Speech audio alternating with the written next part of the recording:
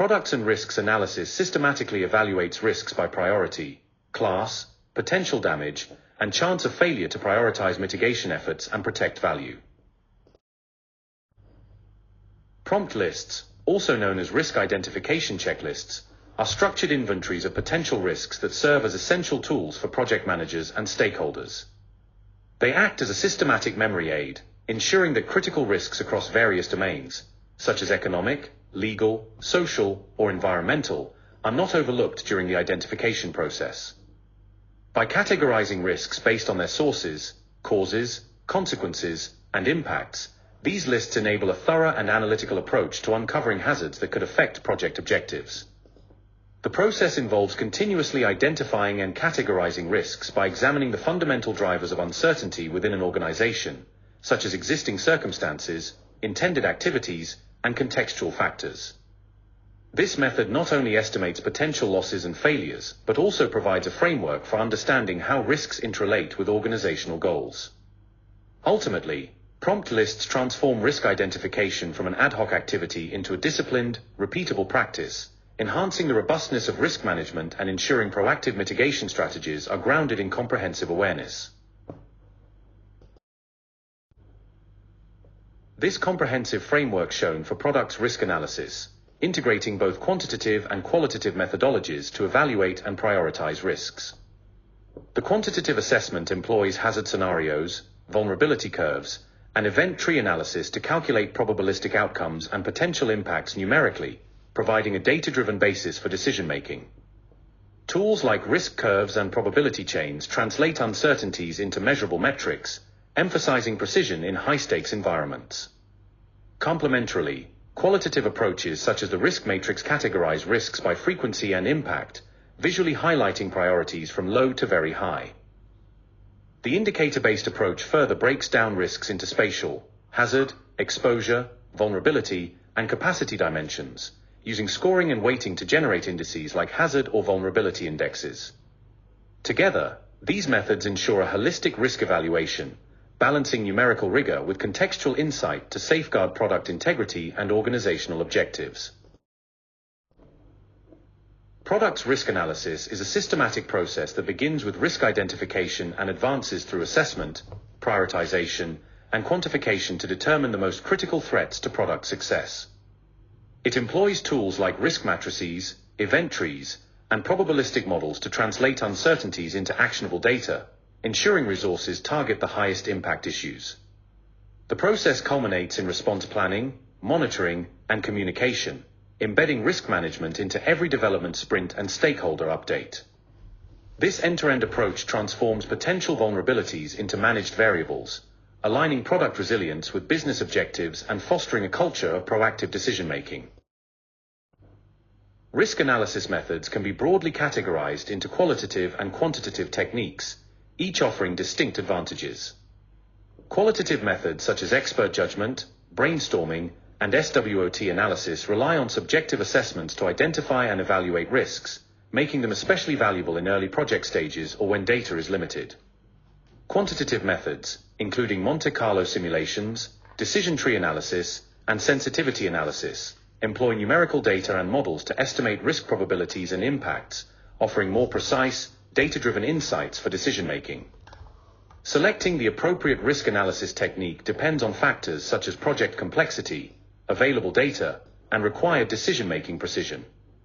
For instance, projects with high uncertainty might benefit from qualitative assessments to explore a broad risk landscape, while projects involving significant investments and measurable outcomes often require rigorous quantitative analysis.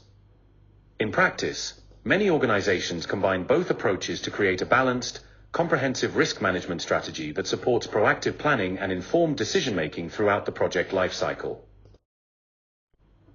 A powerful tool for visualizing and managing risks is the bowtie analysis, which graphically links threats and consequences to a central top event. In a bowtie diagram, threats are positioned on the left side leading to the top event, while consequences extend to the right. Preventive and mitigative barriers are placed along these paths to reduce the likelihood of threats occurring or to minimize impacts if the top event does happen. This clear, intuitive structure helps project teams systematically identify escalation factors, assess barrier effectiveness, and prioritize risk control actions. The Delphi method is a structured communication technique widely used for risk analysis and forecasting. It involves a panel of experts who anonymously respond to multiple rounds of questionnaires, with a facilitator providing a summary of the experts' forecasts after each round. This iterative process allows participants to refine their views, aiming for a convergence of opinion. The key steps include defining the objectives, selecting the appropriate experts, elaborating and launching the questionnaires, and finally analyzing and using the aggregated results for informed decision-making. The structured what-if technique is a systematic risk assessment method used to identify potential hazards and their consequences by posing structured what-if questions. The process starts with defining the purpose and scope, assembling the team, and communicating objectives and rules. Information is gathered through documents, interviews, and observations. Questions are formulated and broken down into specific tasks or elements. A checklist review helps generate and refine additional what-if questions. The team responds to these questions, determines necessary additional controls, and finally reports the findings, providing a comprehensive risk profile. The risk assessment matrix is a visual tool used to evaluate and prioritize risks based on their probability and severity. Severity is categorized into 4 levels: catastrophic, critical, marginal, and negligible. Probability is also divided into 4 levels: frequent, probable, remote, and improbable. Each intersection of probability and severity is assigned a risk rating, ranging from low marked as 1 or 2, medium marked as 3 or 4, serious marked as 6 to 9, and high marked from 12 to 16. This matrix helps organizations quickly determine which risks require urgent attention and which ones are acceptable or can be managed with minimal controls. The main 5 primary strategies for risk management: avoidance, retention, sharing, transferring, and loss prevention and reduction. Avoidance involves eliminating activities that expose an organization or individual to risk, essentially removing the risk entirely. Retention refers to accepting the risk and preparing internally, often through financial planning, to deal with potential losses. Sharing distributes the risk among multiple parties, thereby reducing the burden on any single entity. Transferring shifts the risk to a third party, commonly achieved through mechanisms like insurance, where another party assumes responsibility for the risk. Finally, loss prevention and reduction focuses on decreasing either the probability of the risk occurring or minimizing its potential impact, using preventive measures such as regular health checkups or safety enhancements.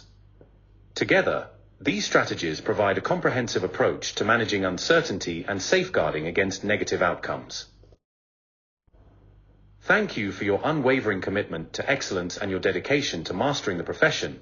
We wish you resounding success on your path to certification.